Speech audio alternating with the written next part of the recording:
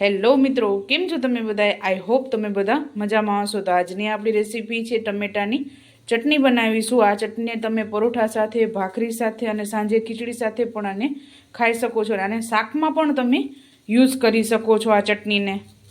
તો ચાલો તેના ઇન્ગ્રીડિયન્ટ્સ જોઈ લઈએ. તો આ 2 નંગ દેશી ટમેટાની પ્યુરી છે.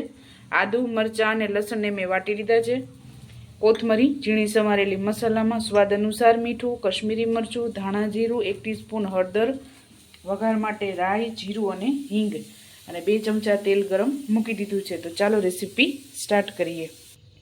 તો આપણું તેલ ગરમ થઈ ગયું છે. સૌપ્રથમ રાઈ, જીરું અને હિંગ એડ કરશું.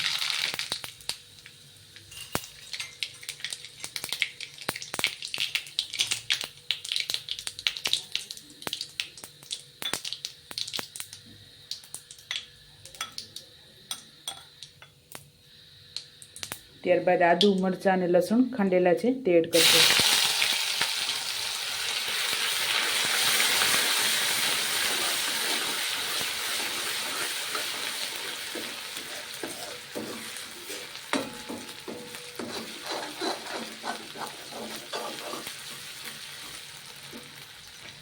ત્યારબાદ 1 ટીસ્પૂન હળદર, ધાણા જીરું,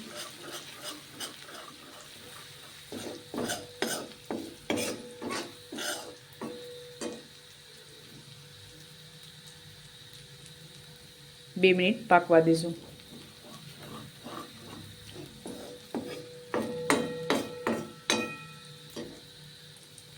ત્યારબાદ કશ્મીરી મરચું અને તરત જ આપણે ટમેટાની પ્યુરી એડ કરી દેવાની છે.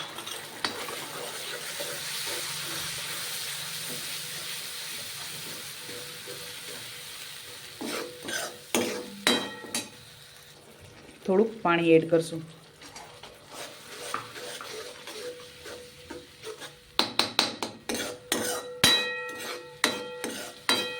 સ્વાદ અનુસાર મીઠું.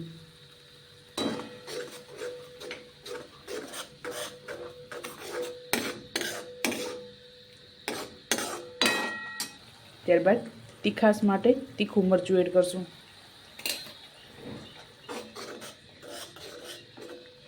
તો આપણે 2 મિનિટ આને પાકવા દઈશું.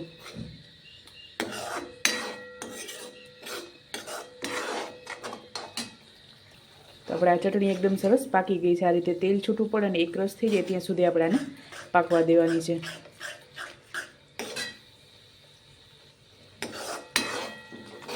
તો હવે આપણે આને સર્વ કરીશું અને લાસ્ટમાં કોથમરી એડ કરશું.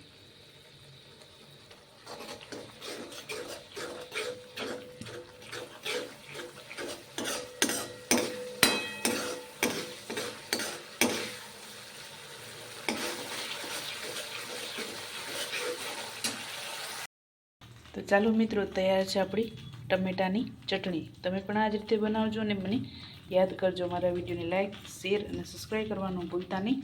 તો ચાલો મળીશું નેક્સ્ટ વિડીયોમાં.